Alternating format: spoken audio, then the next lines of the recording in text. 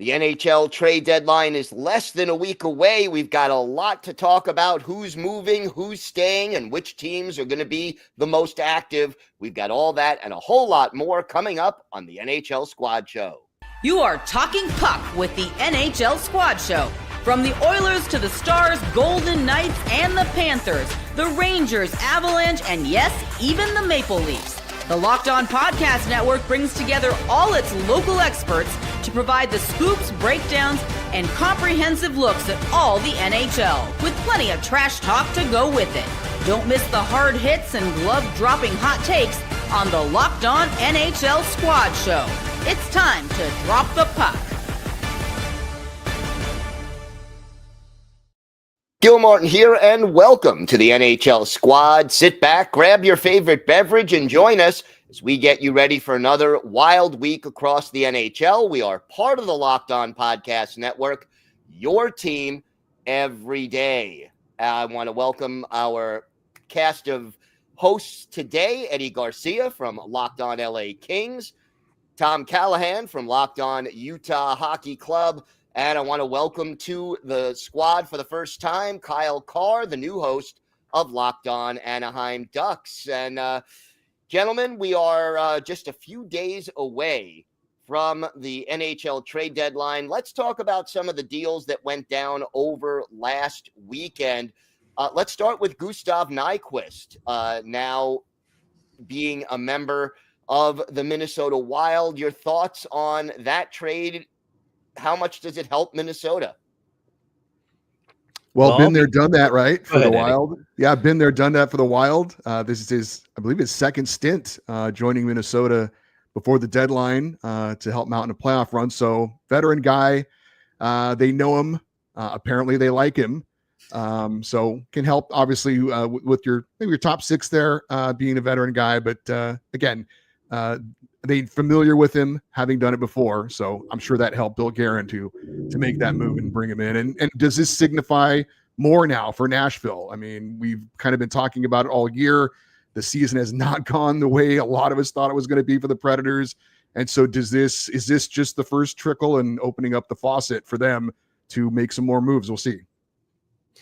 Well, I'll tell you what, Nashville, I still have a lot of connections there, and they absolutely been open for business all year, and I would not be shocked to see Barry Trotz absolutely moving on some more guys. But reading between the lines for Minnesota, here's my takeaway, is that the Wild are, I don't want to say flailing, but they're sliding, right? They're not where they were. They're not playing as well as they were. This is going with the devil, bringing a guy back in who already understands the culture, doesn't have to try real hard to fit back in. This is not a huge adjustment. So I think that this is trying to bolster the lineup with a little bit of fear around them not playing their best as of late and trying to stop the slide a little bit. So, I mean, for Minnesota, this move 100% makes sense. I think that's why they did it.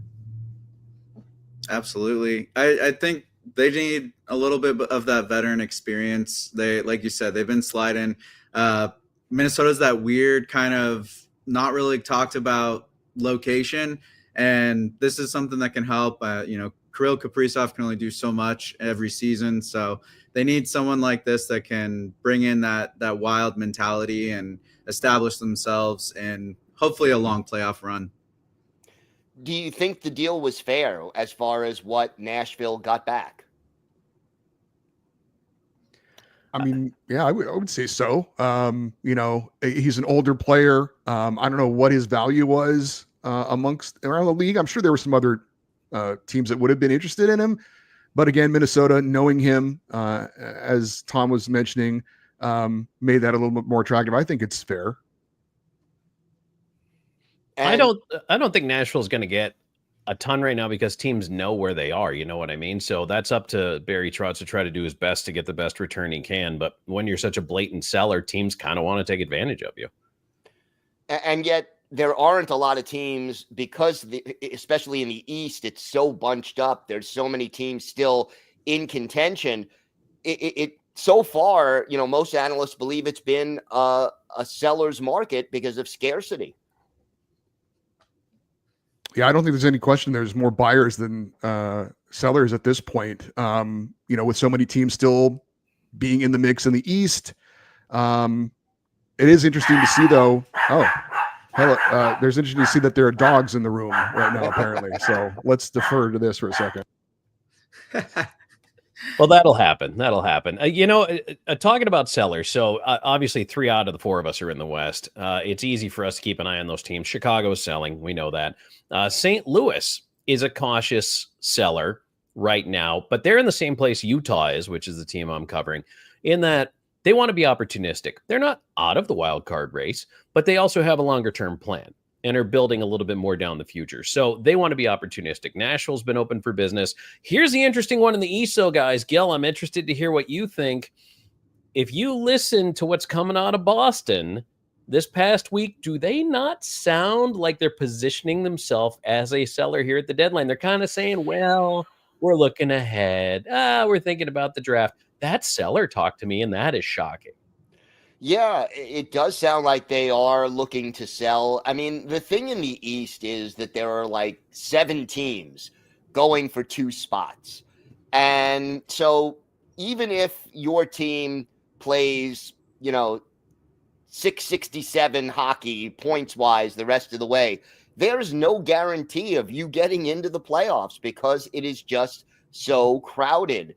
And, the way Boston has kind of been disappointing this year, it wouldn't surprise me if they sell off a piece or 2. I'm not saying they're having a fire sale, but I definitely could see them being, trying to take 1 step back to take 2 steps forward. Kyle, what about the Ducks? I mean, they are a little bit maybe ahead of where most people thought they would be. They're not completely out of the race at this point. What do you think the Ducks are going to do? Honestly, at this point, it's anyone's game when it comes to the Ducks. I kind of talked about it earlier today in my show. Like, are we a seller or a buyer? I really couldn't tell you. I want to say that we're probably going to go more for the selling. It's been a little bit of a roller coaster. They had a heater the last few games, but then they've been dropping some duds as well. So they have a lot of pieces that are ending. Their contracts are coming to an end. Ryan Strome, Brian Dumoulin. And everyone loves to talk about Trevor Zegras and John Gibson on whether or not they're staying or not. So honestly, I could see Verbeek trying to grab some assets. Elliot Friedman the other day kind of teased that maybe Rantanen would be coming to Anaheim. So that's been fun to kind of play with, but it's really up in the air at this point. I feel like we got to see how the next couple days go with their performance, and that'll really show where Verbeek's hand lies. The other big move over last weekend was Seth Jones leaving Chicago, heading to the defending Stanley Cup champion Florida Panthers. Is this a big addition for Florida? 100%. I think it is. Yeah, I think it is. Yeah. And hopefully no one rings the doorbell again. But Seth Jones, obviously a veteran player, very unhappy, didn't want to be in Chicago anymore. Florida, the window's open, obviously looking to repeat as champs. They're going to be in it to win it this year. Bringing in a reliable veteran guy who's been in a lot of NHL games, still has some good years in front of him. And giving up, a young goaltender that maybe could be the future in Chicago. Not sure about Spencer Knight for me at this point, but if he turns out to be the future in net, and they get that first-round pick as well, maybe it turns out to be a very good deal for both teams. But as it stands right now, I would certainly say a great deal for Florida. Chicago is now basically 4 deep on goaltenders, and they like all 4 of them, so they're in a position of strength there. I think that helps them. But also, it's no secret that Florida lost its big-time right-hand power play defenseman over the offseason to Seattle, so now they've been kind of looking to replace that piece. And it looks like Jones can be that guy. You hope he comes to you and is revitalized down the stretch here. Florida is in a very complicated race up top in the East. And I think that this is a move to clearly put them ahead. Knight going away, it's not their window. Playoff Bob is their window if he's still playoff Bob. So I think that, Florida's loading up. They want yet another cup. So let's see how it goes.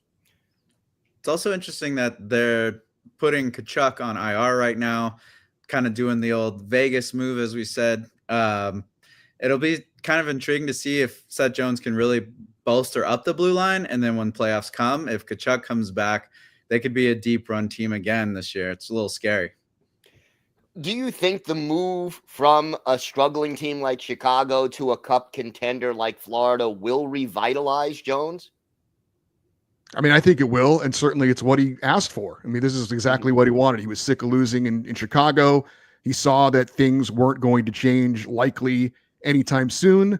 He's not certainly old, but he's, been around the league for a while, and he's, been on some teams that have struggled. So he was looking to play some meaningful games. So if this is what he wanted, he got what he wanted. Now I think it's time for him to perform. I think he will. All right. Well, we have got a lot more to get to on today's show. We're going to talk a little bit about outdoor games and what future they have. We'll talk a little LTIR, and we'll talk a lot about, well, the trade deadline. We've got all that and more coming up on today's Squad Show.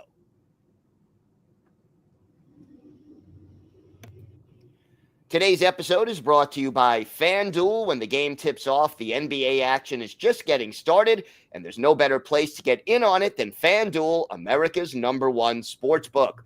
With FanDuel, you can place live bets throughout the game, so even if you miss the opening tip-off or want to bet on a fourth-quarter comeback, you can stay in the action. And if you're looking for a bigger payout, you could even combine your live bets into a same-game parlay. I love using FanDuel's live betting feature because it keeps every moment of the game exciting.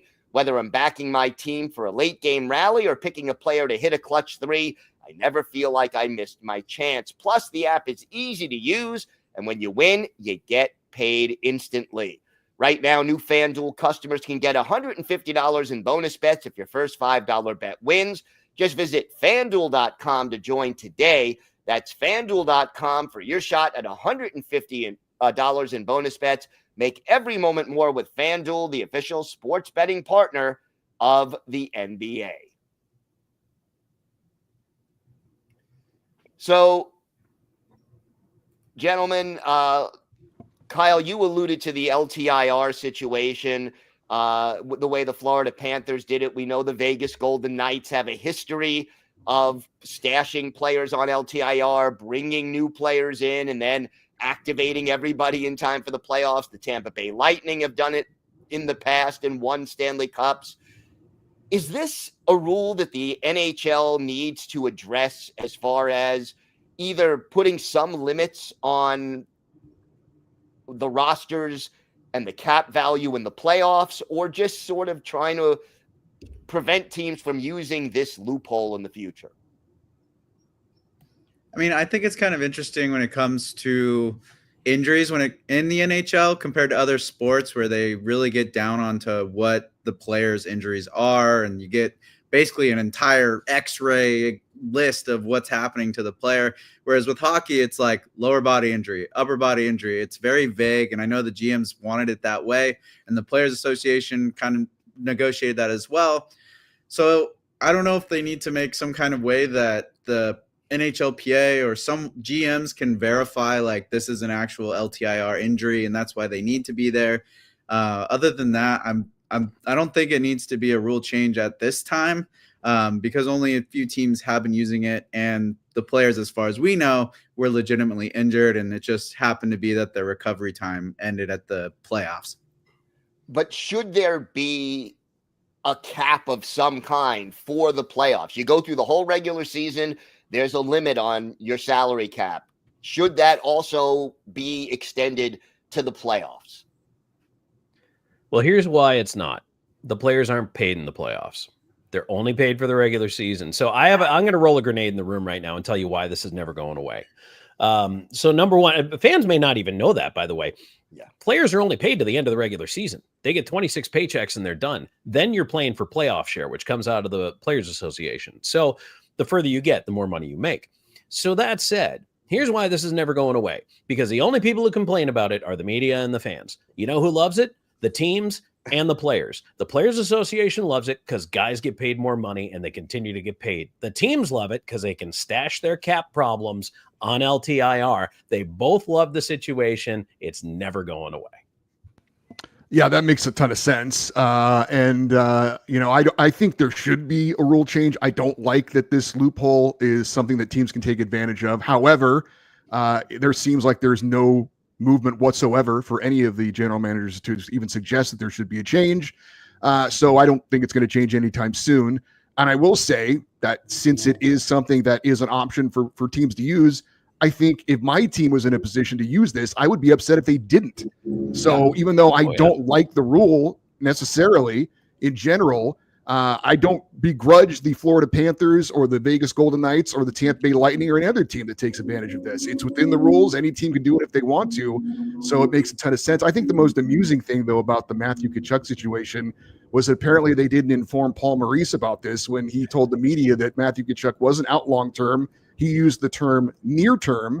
And then, of course, like 2 days later, he's on long-term injured reserve. So I don't think there's any – again, I agree with Kyle. I don't think these injuries are being fabricated. That would obviously be an issue, but they are taking advantage of legitimate injuries. And I have no doubt whatsoever that Matthew Tkachuk will be ready to go in game 1 of the playoffs. And look, it is logical that as the season goes on and there's more wear and tear on the players, there are going to be more injuries, logically speaking, in March than there are in October. Just because they've played 50, 60 games already, and that takes a toll on everybody. But boy, it's one of those spirit of the law versus letter of the law situations that can be a little bit frustrating for teams that don't have the opportunity to use that loophole. So I agree with you, Tom. I don't think they're going to change it anytime soon, but it is one of those things that raises an eyebrow. Let's put it that way. Last weekend, we also had the Stadium Series outdoor game in the Horseshoe in Columbus, Ohio, a historic, and I thought a very well, and this is a Michigan alum speaking, a well-chosen venue as far as, where they could hold games. But it almost seems to me like the outdoor games are just getting less attention. They're almost becoming passé in this day and age. Your thoughts, guys? I think if your franchise is hosting it, it's special. I think if you're playing in it, it's special. Beyond that, once again, me as a rabid NHL fan did not remember that there was an outdoor game in Columbus until after it happened. So I don't even know if the league cares as much about these outdoor games as they used to. I think it mattered to the Columbus Blue Jackets, their fans, and it was a nice setup, as you mentioned. It was well done, but again, I remember that when they announced it, and it's funny, I didn't even think about it until after it happened. Like, who told me the game was going to be outdoors this week? And I've been on NHL.com. I've been combing the social media. No, there are really no big in-your-face reminders like there's been in previous years. So I don't even know if the league cares as much as it used to. Well, I think there's been an oversaturation of it. And we talked about this a little bit on a previous squad show when we talked about the 4 nations and people like, oh, this is amazing. Let's do more of this. No, let's not do more of this. Let's keep it every other year so it doesn't lose its specialness. I think that happened because the NHL, of course, wanted money. They wanted to make these outdoor games be in other places. I would love to see him go back to just have it on January 1st, just have the one game, have it be actually on the 1st. And I know there's college football bowl games and that kind of stuff. Have it on the 1st so we all know it's there, and have it be the only game. Don't have it like, a part of 12 other games on the schedule. Make it a unique thing so it's special. And another thing that I'm growing really tired of, and I know there are no original 6 franchises represented in this group, that they always have to force an original 6 team in there. They don't have to do that anymore. We've got 2 outdoor games coming up in Florida. I would have loved to have seen the Panthers take on the Lightning. We don't have to have an original 6 team injected into this. You've got 2 teams that have won Stanley Cups recently. They can be on their own. They don't need to be propped up by some old franchise that the NHL feels like, well, we got to include one of those. We've seen the Blackhawks way too many times. I don't want to see the Chicago Blackhawks involved in one of these darn games anymore. So there are certain things they can, I think, do to make this more special. Again, let some of these franchises like Columbus have that stage, make it special, make it feel like it's different and not just the same old, well, we got to go to Boston or we got to go to Chicago anymore. It's only been 57 years, right? 58 years since the original 6 ended. So maybe it's time. Although in defense of the original six thing, I would add the Penguins to that mix, even though they're a second six team. I think they've been in an outdoor game like every 3 years, maybe even more frequently than that on average. Yeah, I think especially with trying to grow the game, and they're trying to bring these non-major markets more involved and get a lot more of the youth involved. Having those staple teams, it's like, okay, those fan bases have been established. We need to get, like you said, more Dallas, LA, Anaheim, maybe even Minnesota, because like they're the state of hockey, and I feel like they barely get an outdoor game. I mean, right here, we have the host of the Kings and the Ducks. I mean, that would be a great matchup, a built-in rivalry. Dodger Stadium, I mean, or the LA Coliseum, whatever's available. There are plenty of venues out there. I'm sure you guys would love to see a game like that. Even the they did that. They did. Yeah, they did have it at Dodger Stadium back in 2014. I'll tell you this: I wouldn't mind seeing a Rocky Mountain matchup. How about Utah, Denver, in Denver? I mean, that to me has an appeal to it as well. So get it in different areas, get different fan bases involved. Again, don't feel like you have to have that crutch of having an original six franchise in there. And I think that to me as a hockey fan, it has more appeal than just seeing the same things over and over again. Yeah, there's certainly things they could do to enhance the experience for fans and to not oversaturate and maybe just to bring a little more attention. I think, as you all said, let people know when the game is, have a spotlight on that game as opposed to having 12 other games like they did on Saturday. Trade deadline coming up real fast. We're going to get to that, talk a little bit about who may be the most active teams, who are some of the players who may be moving. We've got that next on the Squad Show.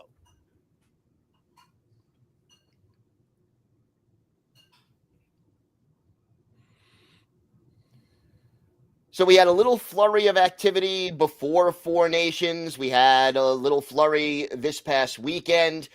When do you see the next big flurry of activity coming? Is there going to be another, series of moves made well before Friday, or is everything going to happen at the last minute?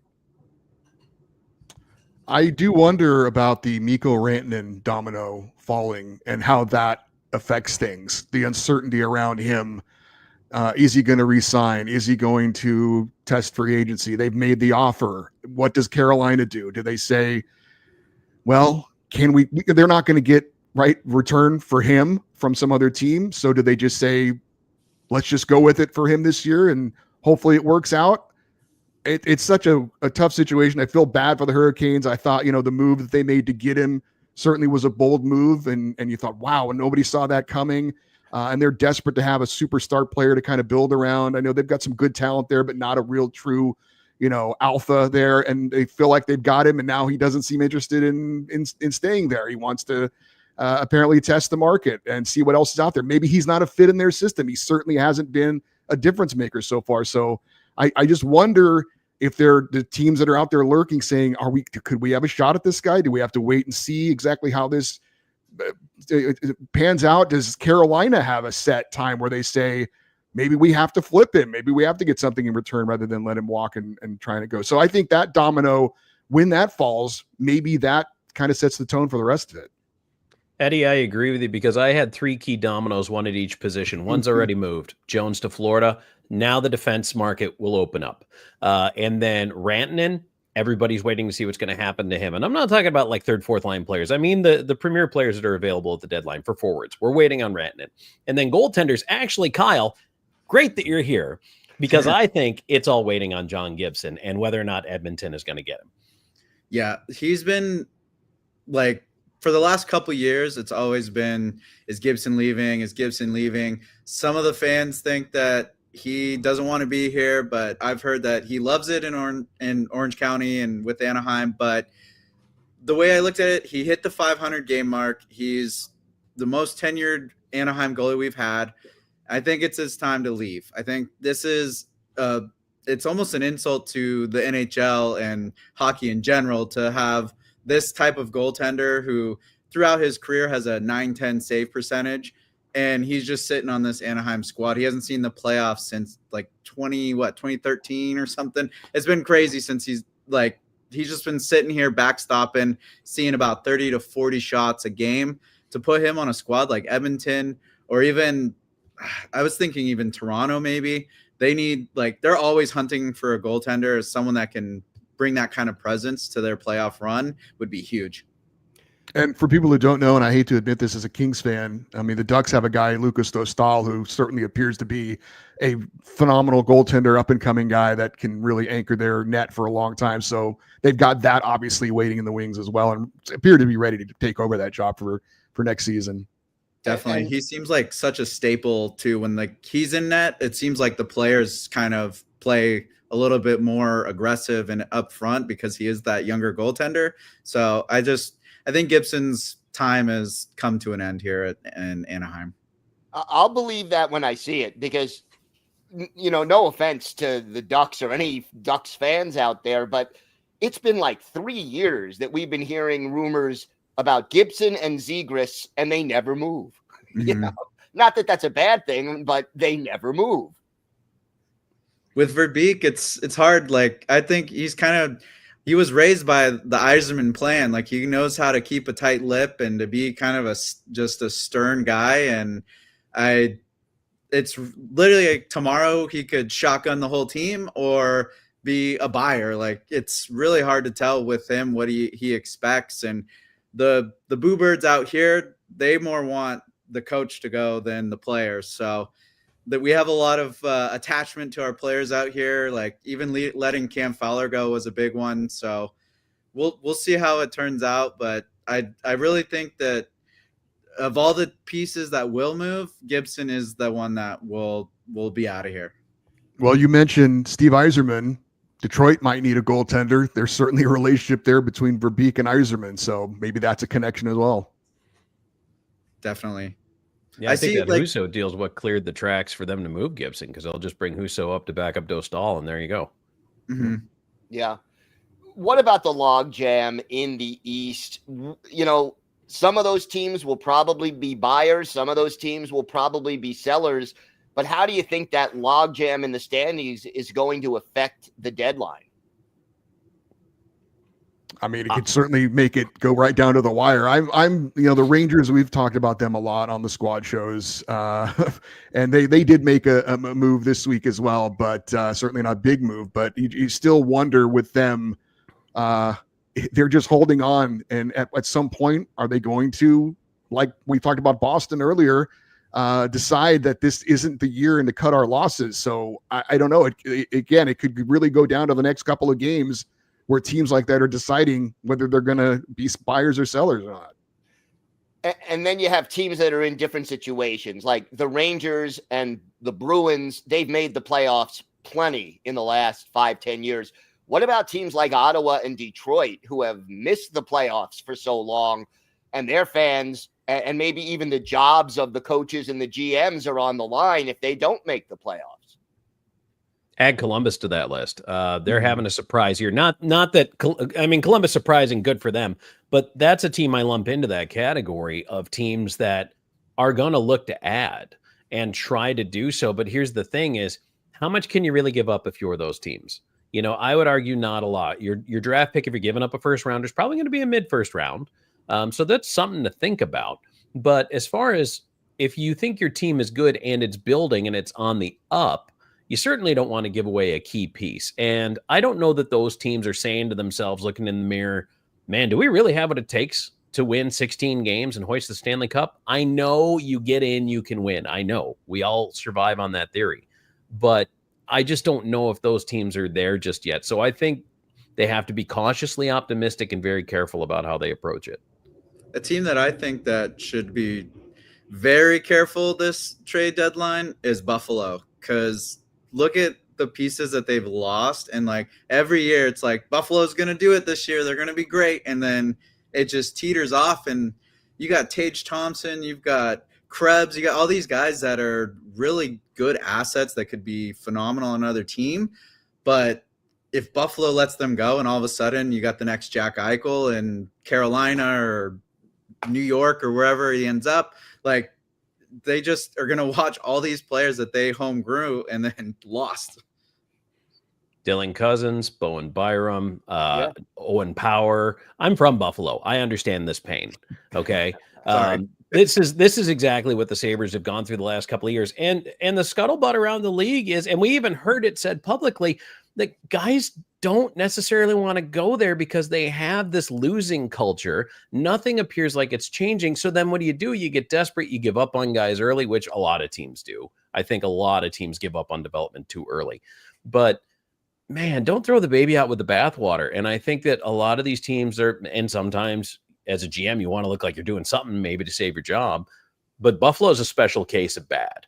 And they just don't hang on to anybody or anything long enough to build around them.